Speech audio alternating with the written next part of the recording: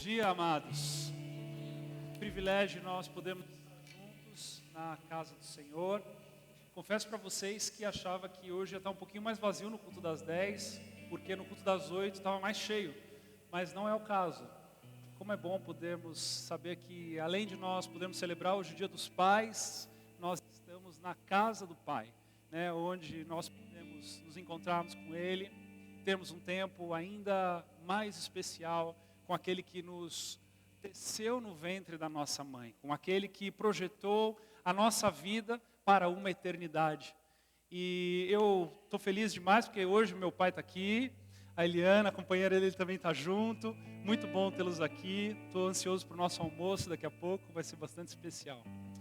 Amados, eu tenho algo que eu gostaria de compartilhar com vocês nessa manhã, que eu acredito que está diretamente ligado à nossa jornada de fé, diretamente ligada ao período em que nós, a partir do momento em que nós aceitamos a Jesus como Senhor e Salvador, até o momento em que seremos glorificados e estaremos face a face com o nosso Deus para todo sempre. E eu quero convidar você então a abrir a palavra de Deus, o livro de Gálatas, capítulo 6, versículo 7. Você que trouxe a palavra, você que não trouxe, nós vamos passar no telão. De qualquer forma, vamos ficar todos de pé para nós honrarmos a palavra de Deus e lermos juntos este texto que eu creio que o Espírito usará para falar conosco nessa manhã. Carta de Paulo aos Gálatas, capítulo 6, do versículo 7 ao 9, diz assim: Não se enganem, ninguém zomba de Deus. O que uma pessoa plantar, é isso mesmo que colherá. Se plantar no terreno de uma natureza humana, desse terreno colherá a morte. Porém, se plantar no terreno do Espírito de Deus, desse terreno colherá a vida eterna. Não nos cansemos de fazer o bem, pois se não desanimarmos, chegará o tempo certo em que faremos a colheita. Amém? Feche seus olhos aí onde você está. Senhor, nós somos gratos a Ti, porque o Senhor nos tirou do império das trevas e nos trouxe para a maravilhosa luz. O Senhor nos resgatou, o Senhor primeiro nos amou, o Senhor se entregou por nós. O Senhor abriu mão da sua glória para habitar entre nós, provar para nós um novo caminho e deixar a porta aberta para que pudéssemos entrar e participar. Senhor, obrigado pela Tua palavra nessa manhã. Pedimos para que saiamos daqui um pouquinho mais parecidos contigo. Que o nosso coração se renda à Tua boa, perfeita e agradável vontade. Que os nossos pensamentos se elevem aos Teus pensamentos. E que, Senhor, a nossa vida seja diferenciada como aquele barro que é visitado pelo oleiro e que é completamente transformado. Que nessa manhã, Senhor, o Senhor venha de encontro a cada uma de nossas necessidades. Em nome de Jesus. Amém. Sentar.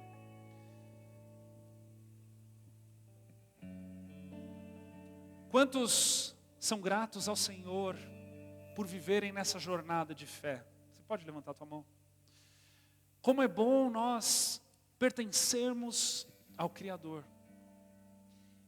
E nessa jornada nós vamos aprendendo, nós vamos amadurecendo, nós vamos desenvolvendo a nossa fé ao longo da nossa caminhada. E essa caminhada, ela nos leva de degrau em degrau, de glória em glória, de intimidade em intimidade com o nosso Senhor. E quando Paulo escreve aos Gálatas aqui, ele está tratando de um assunto. A igreja de Galácia está dizendo aos Gálatas de que eles devem tratar bem os ministros e há todo um contexto por trás deste princípio que ele aplica aqui. Mas eu gostaria de, com você nessa manhã, extrair esse princípio e falar desse princípio e sermos ministrados por este princípio, que é o princípio da semeadura. Quando somos chamados ao Senhor para vivermos uma vida de fé, nós saímos de um lugar de escuridão, de um lugar de morte, de um lugar de tristeza, de um lugar de solidão. E neste lugar estamos ou estávamos acostumados a desfrutarmos e plantarmos de sementes ruins. Porque Paulo vai dizer aqui aos Gálatas, o que uma pessoa plantar é isso mesmo que colherá. E no momento em que conhecemos a Jesus como Senhor e Salvador, nós sabemos que o Espírito vem habitar dentro de nós, amém? Quantos creem nisso?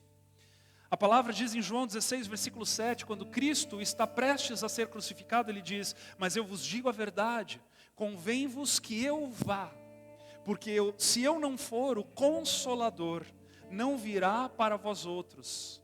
Se porém eu for, eu vos enviarei. Quando ele vier, convencerá o mundo do pecado, da justiça e do juízo. Então, quando aceitamos a Jesus como Senhor e Salvador e o Espírito Santo vem habitar dentro de nós, a terceira pessoa da Trindade, Deus Espírito vem habitar dentro de cada um de nós, ele vem com um propósito, vários propósitos de nos consolar, de nos auxiliar, mas um dos seus grandes propósitos é de nos convencer do pecado, da justiça e do juízo, ou seja, nos convencer de que a semente ruim deve ser abandonada. A semente ruim deve ser deixada de lado. E aprendemos no processo de santificação, no processo de nos conhecermos em Deus, a então começarmos a escolher e valorizar as boas sementes. Começamos então a refletir em como nós reagimos nas ações. Começamos a refletir como nós respondemos para o nosso cônjuge, para os nossos chefes, os nossos pensamentos, como em Filipenses 4:8, tudo aquilo que é puro, amável, de boa fama, que tem louvor, que tem virtude, seja isso que ocupe os vossos pensamentos. Começamos a discernir a semente boa da semente ruim. Isso faz parte do nosso trajeto de fé. Isso faz parte do processo em que o Espírito Santo vai transformando a nossa natureza, de natureza pecaminosa, de pensamentos de pecado, para uma condição de filhos de Deus agora. E esse processo é muito valioso, amados, porque conhecer a semente é permitir com que o Senhor opere de forma extraordinária nas nossas vidas. É permitir com que o Senhor opere com liberdade, porque o Senhor não habita nas trevas, mas Ele habita na luz. E quando nós temos o privilégio de ouvir a voz do Espírito, é como se nós estivéssemos convidando ao Senhor para participar do nosso dia a dia.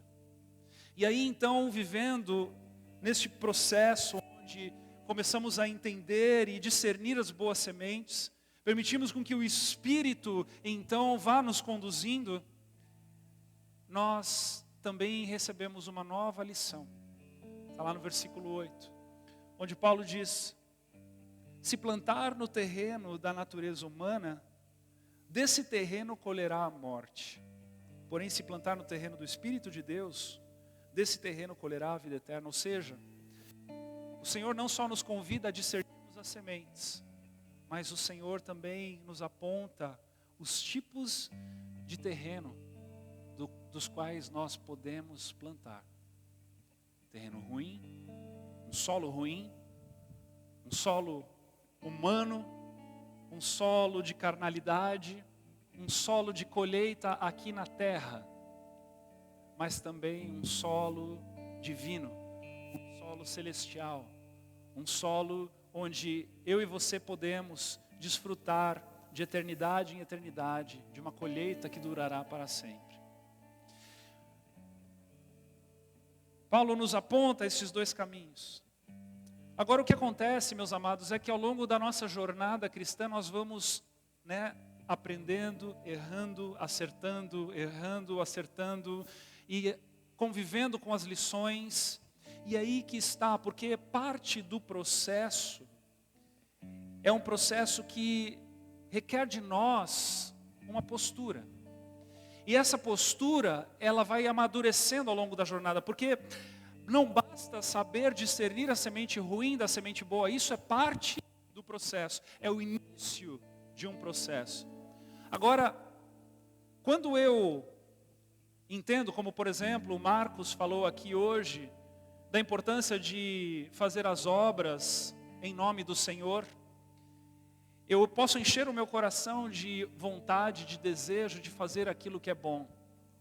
Mas se eu fizer com segundas intenções, para que outros vejam, eu vou estar plantando em solo ruim. Se eu fizer com segundas intenções, para que quando eu ajudo, eu quero ser ajudado depois, porque há um interesse por trás, eu continuo usando de sementes boas, mas eu estou jogando em solo ruim, porque eu estou fazendo com segundas intenções. Eu estou querendo talvez provar para os outros que eu mudei. Eu estou jogando no solo ruim. Porque o convite do Senhor, para mim e para você, lá em Colossenses 3:23, onde diz: o que vocês fizerem, façam de todo o coração, como se estivessem servindo o Senhor e não as pessoas. Lembrem que o Senhor lhes dará como recompensa aquilo que Ele tem guardado para o seu povo, pois o verdadeiro Senhor que vocês servem é Cristo. Ou seja, eu não posso somente selecionar as sementes boas das ruins, mas eu sou convidado pelo Senhor a tudo aquilo que eu fizer, que eu faça para o Senhor. Ainda que seja para um ou outro desfrutar, o meu ponto final, o meu objetivo final, a intenção do meu coração deve ser para o Senhor. Porque quando eu aprendo a semear para o Senhor, eu descubro o valor do secreto. Eu descubro o valor de que a mão direita não sabe o que a esquerda faz. Eu descubro o valor de pertencer a um Deus de eternidade em eternidade, um Deus que também é galardoador, um Deus que tudo vê e tudo sabe o tempo todo. Nós acabamos de estudar os atributos de Deus, não é? Ele é onisciente, onipresente, onipotente, Ele é imutável. E o Senhor, Ele sabe da intenção do nosso coração, ainda que a palavra chegue à nossa boca. Agora, eu e você precisamos entender algo, que neste processo de semeadura, há uma chave. O pastor Dagmar ama essa palavra. Há uma chave. Brincadeira interna aqui. Versículo 9 diz: não nos cansemos do quê? De fazer o bem. Pois se não desanimarmos, chegará o tempo certo em que faremos a colheita. Ou seja, há um segredo no processo. E o segredo do processo que eu quero compartilhar contigo nessa manhã, e eu oro para que você saia daqui ainda mais transformado por essa verdade, o segredo está na perseverança. Sabe por quê? Porque semear sempre será opcional. Todos os dias, todas as manhãs eu acordo com a possibilidade de semear sementes boas ou semear sementes ruins. Escolher o solo também é opcional. Eu posso fazer para as pessoas, para este mundo que jaz no maligno, ou eu posso fazer como se estivesse fazendo para o Senhor. Agora, de uma coisa nós não podemos nos esquecer e não podemos nos enganar, é que a colheita é garantida. Seja ela boa, mas seja ela ruim. A colheita é garantida. Porque o texto começa dizendo para nós: o que uma pessoa plantar, é isso mesmo que colherá. Ou seja, o que se planta, se colhe. E a grande problemática, o grande problema dessa jornada, e nessa jornada, é muitas das vezes a falta de perseverança. Porque quando nós entregamos a nossa vida para Cristo, e nós nos entregamos para uma transformação, né? Quantos aqui estão sendo transformados no Senhor diariamente? Nessa transformação, nós estaremos ainda colhendo frutos ruins, tendo que plantar coisas boas, para eventualmente transformar a nossa realidade e começarmos então a colhermos coisas boas. E esse processo é justamente o lugar onde muitos de nós acabam desistindo. Muitos de nós acabam desistindo.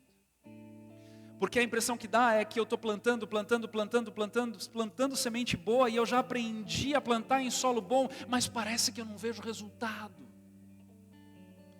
E não é que eu não estou vendo resultado, às vezes a vontade que dá é de chegar no solo, abrir a terra para ver se a semente morreu e está germinando. Mas o convite do Senhor para mim, você, e a lembrança que Ele nos traz nessa manhã é de que eu e você possamos não desanimar, e enquanto aguardamos, não nos cansemos de fazer o bem. Não se canse de fazer o bem, porque o que é certo, o que é errado, o que é bom, o que é ruim, independentemente do sentimento que lhe traz, independentemente da colheita que você ainda não colheu, independentemente do que as coisas ainda estão por vir e não vieram ainda. É por isso que o convite nessa manhã da palavra para mim e para você é para que você persevere, aguente firme, permaneça fazendo o que agrada ao Senhor. Ainda que as coisas à tua volta continuem desmoronando, ainda que as coisas à tua volta não estejam trazendo resultado, o certo continua sendo o certo. Continue. Eclesiastes 3:2, há tempo de nascer e tempo de morrer, tempo de plantar e tempo de arrancar o que se plantou. Haverá o tempo de se arrancar o que se plantou. Haverá o tempo da colheita, haverá um momento certo, mas este momento cabe ao Senhor. Não é o que Paulo escreve em 1 Coríntios capítulo 2, eu plantei, Apolo regou, mas Deus é quem deu o crescimento, esse autômatos. Esse crescimento, ele vem da parte de Deus. Não somos nós que produzimos a colheita. Nós plantamos. O Senhor traz a colheita. O Senhor traz a colheita. Por isso que eu digo a você nessa manhã, continue. Continue lendo a palavra todos os dias, ainda que você não entenda tudo o que você lê. Continue tendo paciência com teu cônjuge, ainda que ele já deveria ter mudado naquilo e ainda não mudou. Continue orando pelos teus inimigos enquanto eles continuam maquinando contra você. Continue pregando o Evangelho, mesmo que você não veja resultados. Continue vindo para a igreja, ainda que você esteja desacreditado. Continue fazendo o certo, ainda que as pessoas estejam desconfiadas de que você não mudou. Ah, meu pastor, eu mudei, mas as pessoas não acreditam. Se você mudou, você não consegue mais fazer o que era errado. Continue fazendo o que é certo. Eu me lembro de uma história em que eu e a Ju ouvimos no tempo do nosso namoro,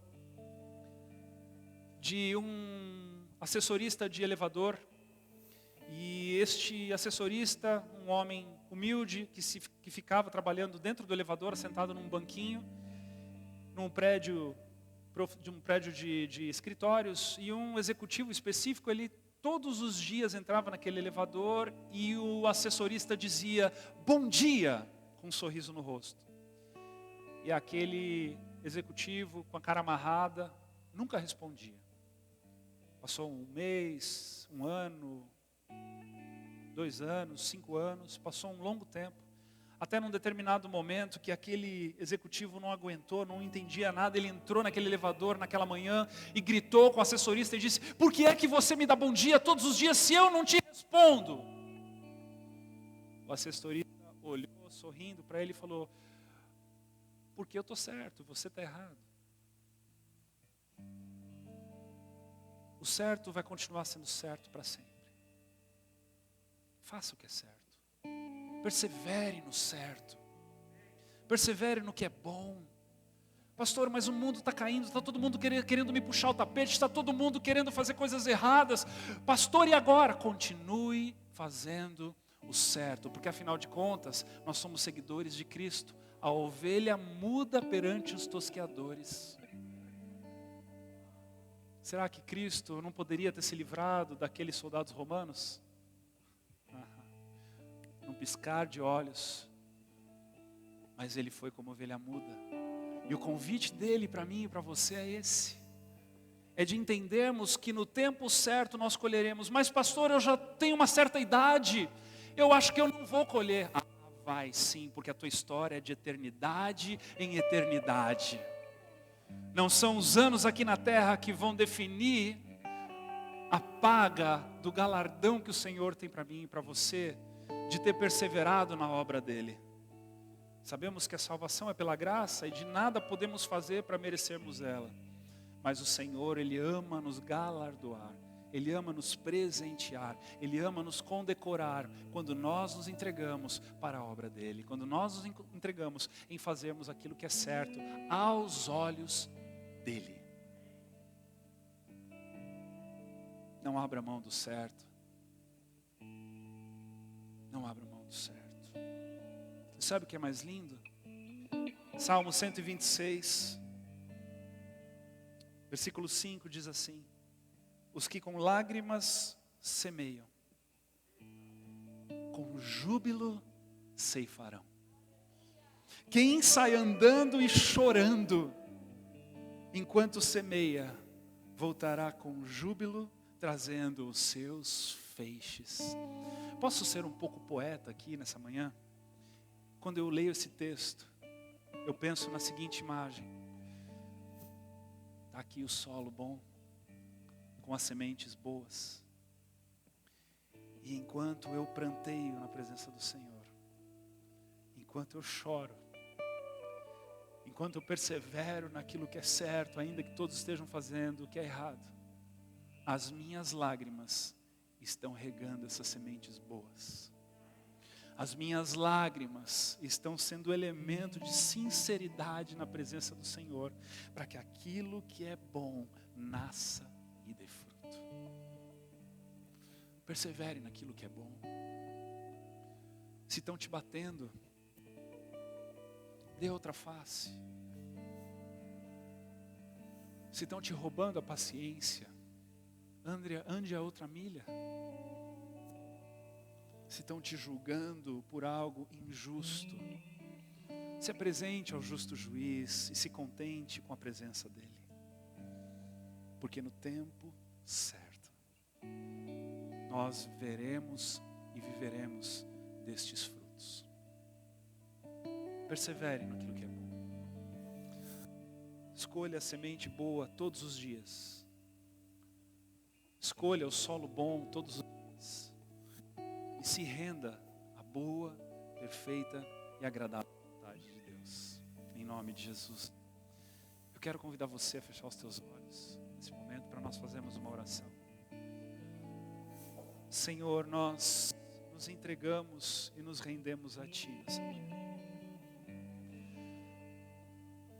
Não é sempre que a gente acerta, Deus. Não é sempre que a gente tem a brilhante ideia de pegar sementes boas. Não é sempre que a gente lembra do solo bom. Quantas vezes nós fazemos aquilo que desagrada a Ti ainda? Quantas vezes nós somos felizes nas nossas decisões? Mas nós nos achegamos hoje na presença de um Deus misericordioso, de um Deus gracioso, de um Deus que pagou o preço e abriu o caminho para que nós pudéssemos andar nele. Permita-nos, Senhor Deus, permita-nos perseverarmos naquilo que é bom.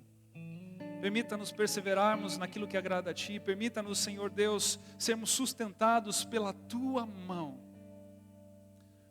No momento da injustiça, no momento da semeadura ruim, no momento onde a paciência, a longanimidade, a bondade, a mansidão, o domínio próprio, sejam elementos que são tão importantes na nossa jornada. Permita-nos, Senhor Deus, andarmos debaixo da Tua mão de cuidado e carinho para conosco.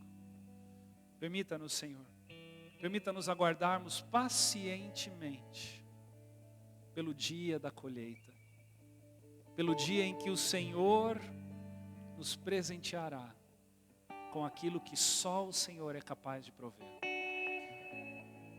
Senhor, eleve os nossos olhos, eleve o nosso coração, eleve a nossa mente para além dos montes, de onde vem o nosso socorro.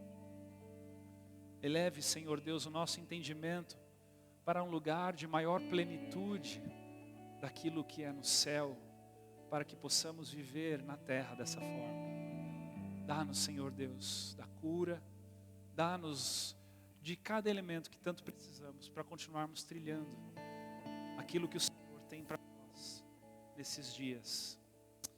Nós te pedimos e te agradecemos no nome de Jesus. Amém.